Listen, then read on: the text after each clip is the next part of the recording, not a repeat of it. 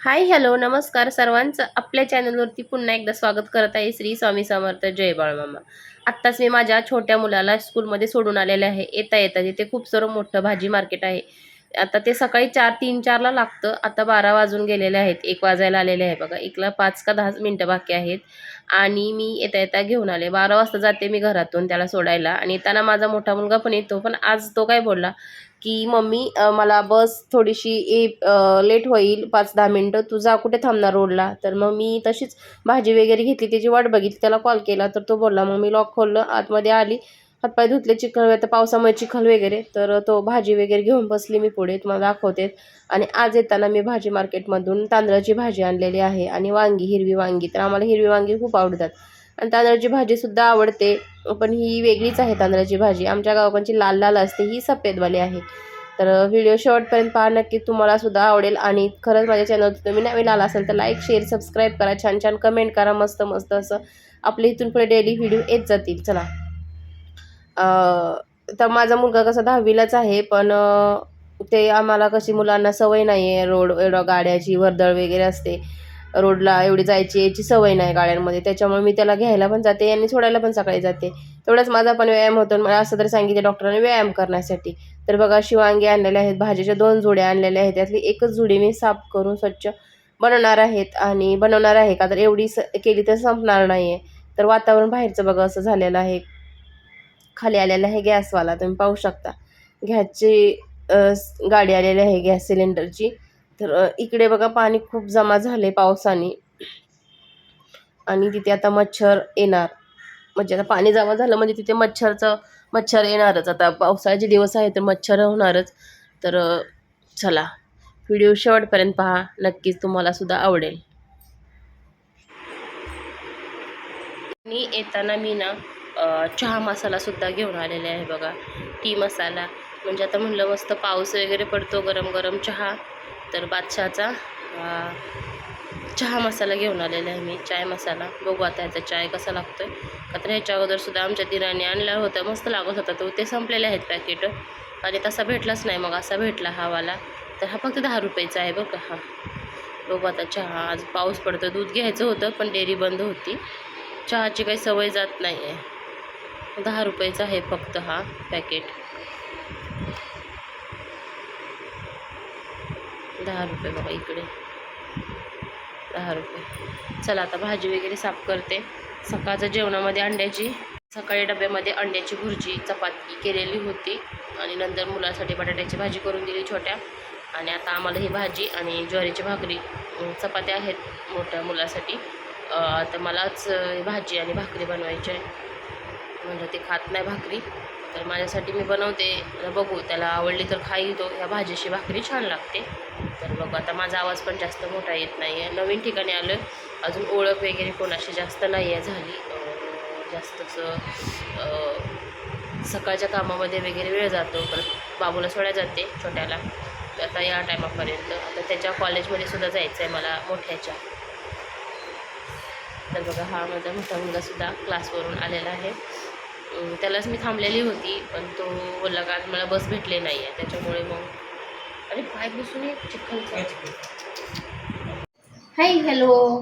तर आत्ता मी भाजी वगैरे साफ केली, एकच जोडी साफ केली आणि तिला काय केलं, असं शिजवून घेतलं पाण्यात, 7-8 पाण्यात धुतली.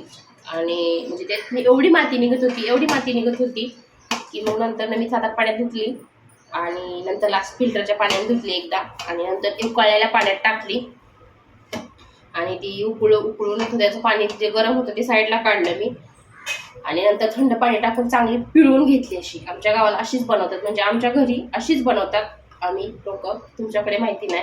कोण कोण मी तर बघितलं की मेथीच्या भाजीसारखं फोडणी टाकतात डायरेक्ट, पण आमच्याकडे तशी नाहीत करत. उकळलेल्या पाण्यातलं काय करतात, एक उकळा आणतात आणि नंतर त्याचं पाणी आहे ते टाकून देतात आणि नंतर ना मग ह्याला हळद, ह्याला काय मिरची आणि लसूण आपल्या इच्छेने. मिठाची तर लई भाजी लागती, पण मी मिरची टाकणार आहे, 1 मिरची टाकणार आहे, 1-2 मिरच्या टाकेल.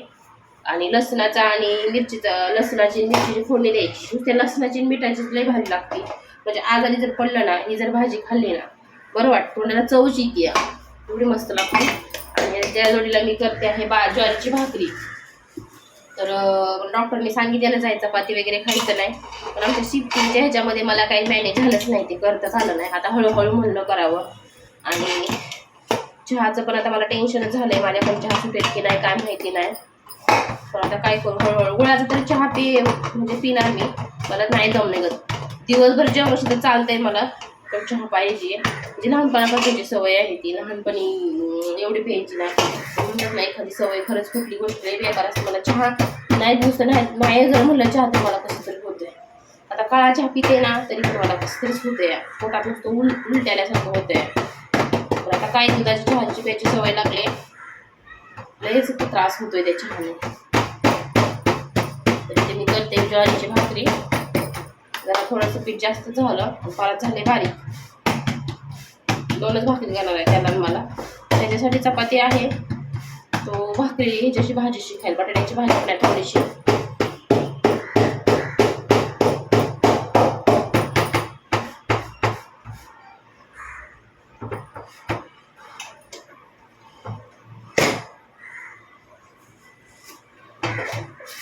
आता झटपट दोन्ही पण भाकरी बनवून घेते आणि मग तुमच्याशी भेटते नंतर ना.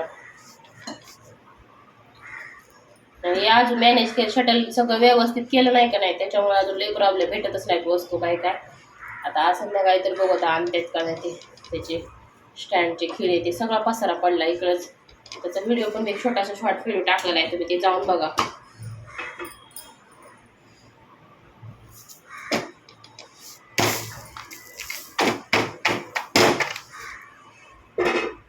भाकरी झाल्यानंतर तुम्हाला दाखव.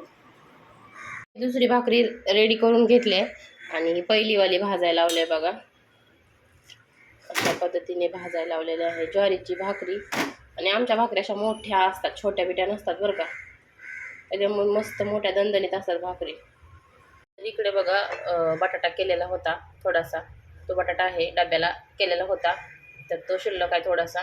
आता तो त्या दुसरा खाईल तो.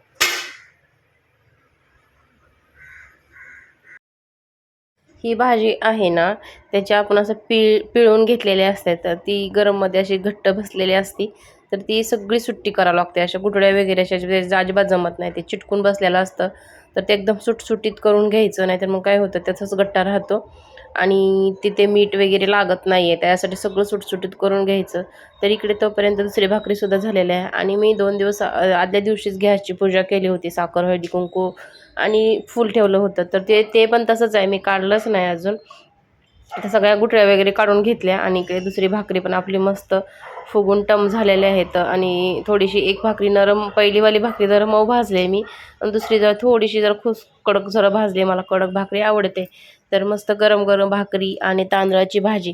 तर आमच्या तिकडे गावाला ना लाल भाजी भेटते, ही अशी आहे ही वेगळीच. आमच्याकडे तांदळाची भाजी लाल लाल असं रक्तासारखं पाणी निघतं त्याचं, तर ती वाली भाजी असते. तर फायनली बघा आपली फोडणी वगैरे देऊन झालेली आहे. आणि लसणाचं मी काही त्याच्यावरचं टरपल वगैरे काढत नाही बरं का, अशी ठेचून अर्धवट टाकते आणि तळलं की खूप छान लागतं खायला म्हणून मी. आणि मिरची पण अशी एकदम बारीक ठेचून होती टाकली मी, एकदम ओबडधोबड ठेचली होती. 2च मिरच्या घेतल्या होत्या आणि त्या ओबडधोबड ठेचल्या होत्या, म्हणजे तिखट जास्त लागलं तर पटकन काढता येतात बघा, समोर दिसते तुम्हाला तशी. तर फायनली आपली भाजी वगैरे रेडी झालेली आहे. जास्त काय नसतं तेलावरती, फक्त व्यवस्थित मीठ मिरचीचं, आता मिरची टाकली मी, पण मीठ टाकलं तरी छान लागते ही भाजी. या भाकरीची तर एक नंबर लागते, ज्वारीची बाजरीची भाकरी खूप छान लागते. आणि आमच्याकडे ह्याचं बी वगैरे लावलं जात नाही, काही नाही, ऑटोमॅटिक शेतात येते आणि गाई गुरांना टाकली जाते, खात नाहीत माणसं. आणि आम्हाला इथे विकत घेऊन, मला तर प्रचंड आवडते तांदळाची भाजी, माठ्याची भाजी, चिकळची भाजी लय आवडते, ते विकत घ्यावं लागते. तर इकडे बघा ठसका निघला, असा ठसका निघला बघा मिरची टाकल्यामुळे, त्याचा धूर थोडासा, तर ते मला ॲलर्जी असल्या पटकन नाकात जातं. तर चला जेवण वगैरे करून घेते आणि पुढे तुम्हाला दाखवते मी ताट माझं सर्व करते. ती बघा असं माझं ताट रेडी आहे. काकडी, ज्वारीची भाकरी, बटाट्याची भाजी आणि आत्ता बनवलेली तांदळाची भाजी. तर इकडे आता मी जेवण वगैरे करून घेते आणि परत संध्याकाळी माझ्या मुलाला मी घ्यायला गेली होती, तर माझ्या मुलाचा सँडल थोडासा तुटला होता, तर मी ती शिवत होती. त्या आजोबा खूप स्लो मोशनमध्ये शिवत होते, तर मी मग तिथे बसलेली होती. खूप आजोबा होते, वयस्कर होते. आणि इकडे गाय बघा मस्त रोडला उभा राहिली होती, साईडला लोक ते साईड देऊन तिला जात होते. आणि इथून ना मला जीवदानीचा डोंगर दिसतोय बघा. माझ्या रूमपासून जवळ, म्हणजे जीवदानीच्या डोंगराच्या बाजूलाच मी राहते. तर एवढ्या जवळ आहे आणि खूप छान दर्शन रोज होतं. आरतीचा वगैरे आवाज येतो रूममधून, खूप भारी वाटतं, खूप छान फील होतं. चला पुन्हा अशा छानशा एका व्हिडिओमध्ये भेटू. तोपर्यंत लाईक, शेअर, सबस्क्राईब करा. आणि हे आहे ते सरकारी नगरपालिकेचं हॉस्पिटल आहे. चला पुन्हा भेटू. Bye bye. श्री स्वामी समर्थ. जय बाळूमामा.